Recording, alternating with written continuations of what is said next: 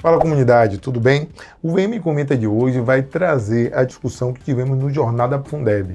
Foi a primeira, não foi nem a primeira parada, foi a partida, o ponto de partida. Então nessa jornada super especial que convido vocês a continuar acompanhando, discutimos os aspectos fundamentais do financiamento da educação do Brasil. E aí eu já perguntei meu amigo mestre, professor Fernando Carlos, qual o marco do financiamento da educação no Brasil? Jago, professor, solta, editor. A educação. Mas 88, a Constituição de 88, a chamada Constituição Cidadã, ela é um marco. É um marco porque ela assegura a educação como direito de todos. Então ela positiva a educação dentro dos direitos sociais, assim como a saúde, como o lazer. Mas a educação ela coloca como esse direito social e estabelece como dever do Estado e da família.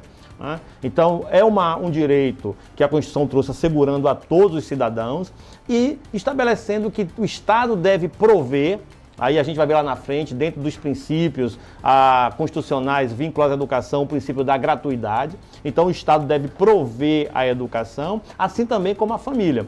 E aí, claro, para a família, aqueles que podem prover de forma particular, a Constituição também permite que seja de livre, daí que a iniciativa privada possa também explorar os serviços educacionais.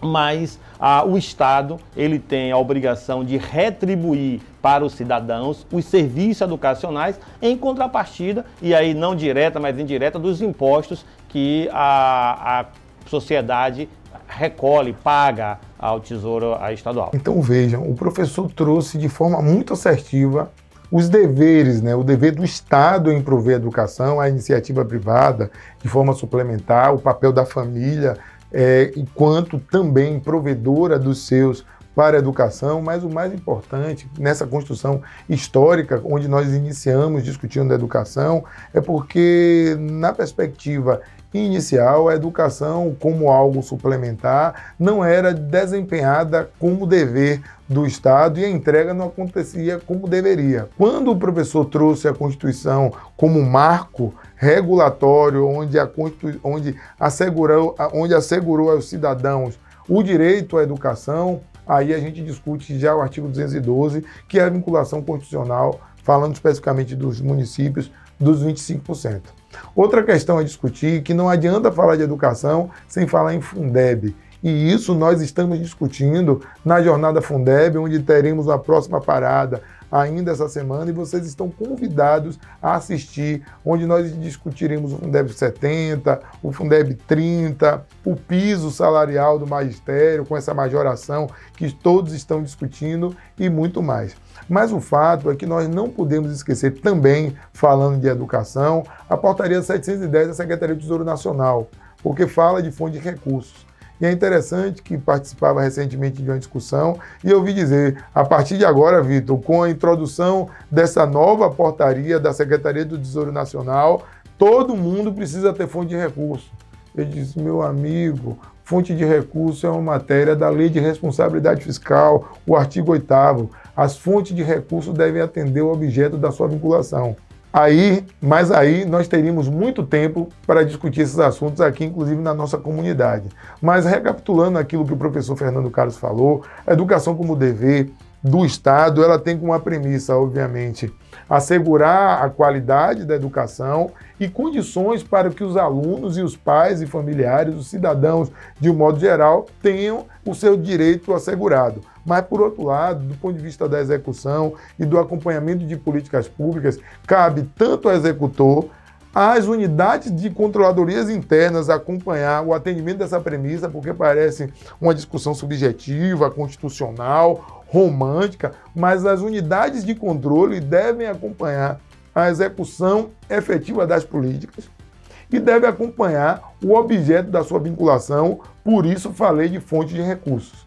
Não obstante ao trabalho que os órgãos de controle fazem para o acompanhamento e aferição dos percentuais que devem ser aplicados por força constitucional. O grande desafio no âmbito do controle é que não apenas seja aquela unidade monetária, e aí eu já quero colocar uma outra questão, a efetividade na aplicação da política pública.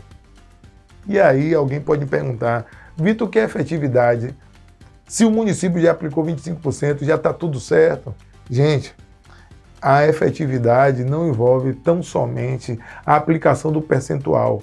A efetividade busca que aquele recurso que foi destinado à política pública, de fato, atenda os seus objetivos.